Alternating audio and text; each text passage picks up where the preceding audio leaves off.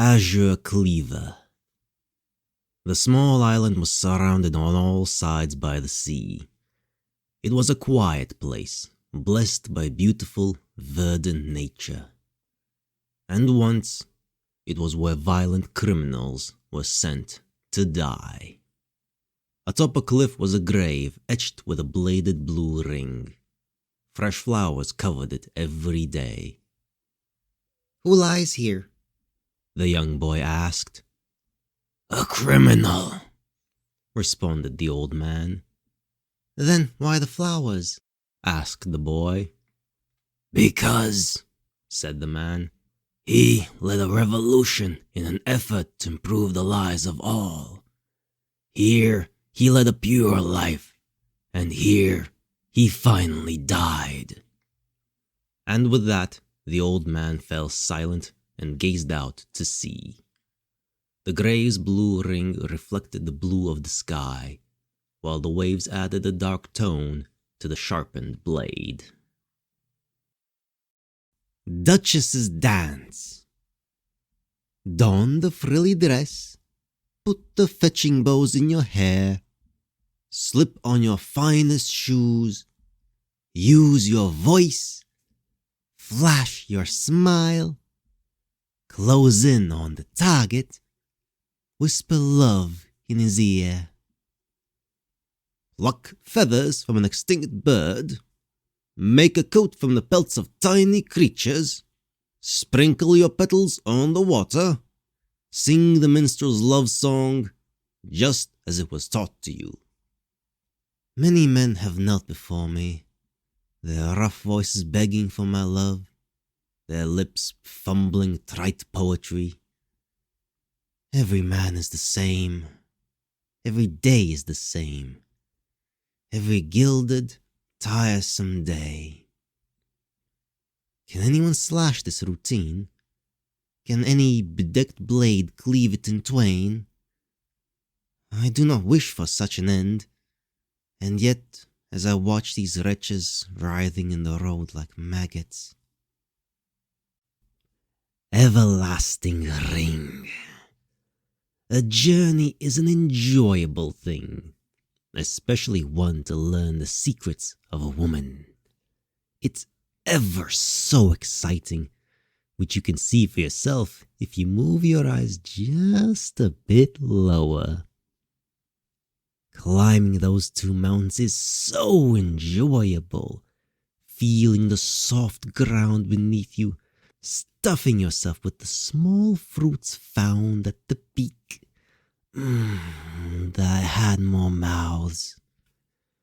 It's wonderful to rest in the mother forest, whether your nose follows the aroma of the underbrush, or you dare explore the dark cavern that lies below. Ah, what bliss! And let us not forget about the hike to the spring.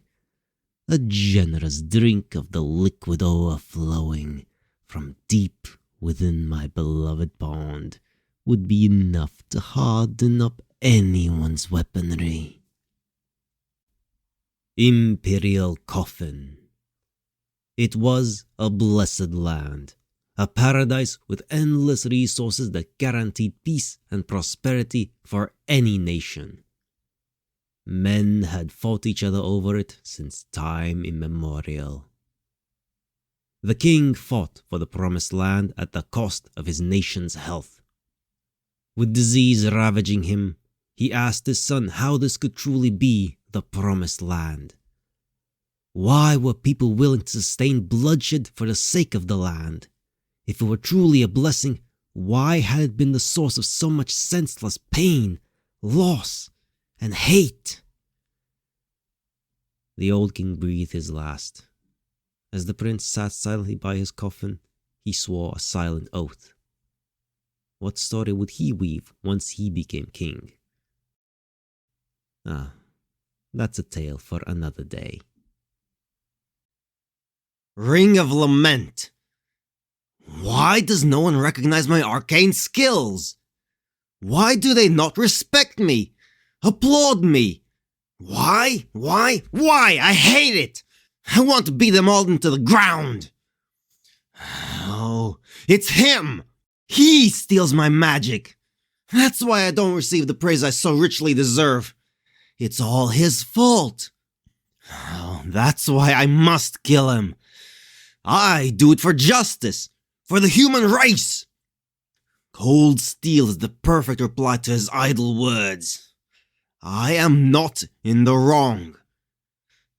With this cursed blade, I shall silence the sorcerer and prove that I am worthy. Not him, me! Me! Hear the laughter as I behold the bloody lump that used to be a sorcerer. Ha! Ah, now I am the greatest magician in the world. Such a shame I fell into this well in my excitement. Skyward Wind. The woman was near the end of her life. She had committed crimes and been arrested. After an extended torture session, she was sentenced to burn at the stake. Suddenly, a white horse with sad blue eyes appeared before her. "The king took my son!" she screamed at the animal. "Before I die, I will kill him with my own 2 hands!" The woman screamed at the horse until she collapsed into sobs. The next thing she knew, she was atop the horse with a sword in her hand and the king trembling in front of her. She slew the king and made to flee. But suddenly her horse was gone. Her body burst into flames, which raged until she became a small pile of ashes, scattered away by the wind. Electroshocker. The boy ran. His blade, which seemed far too large for his small frame, cut through the garrison like warm butter. Heads rolled, blood flew. The boy kept running. He cried to the captain, "This is for my brothers!" He made his way forward, mowing down soldiers in his wake, but the lancers took his life before he could reach his goal. Looking down from his steed, the captain ordered his men to dispose of the body. Then he rode off without a word, refusing to think of his son lying in the dirt behind him. The captain had 3 sons left, and the one who slew him would gain all that he owned. Such a ridiculous game. As he rode away, he prayed the gods would take him soon. Manah's staff. All I know is loss. An empty body with something great and substantial missing.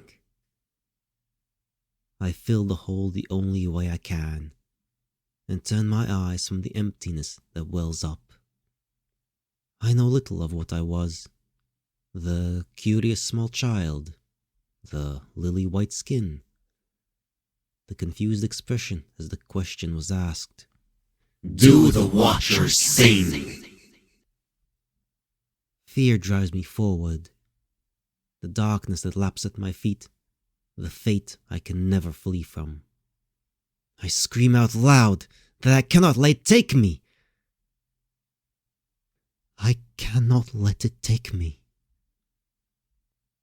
All that remains is my memory, the steely gaze that fixed itself forward through the youth and inexperience and confusion, the gaze that will someday open a new path.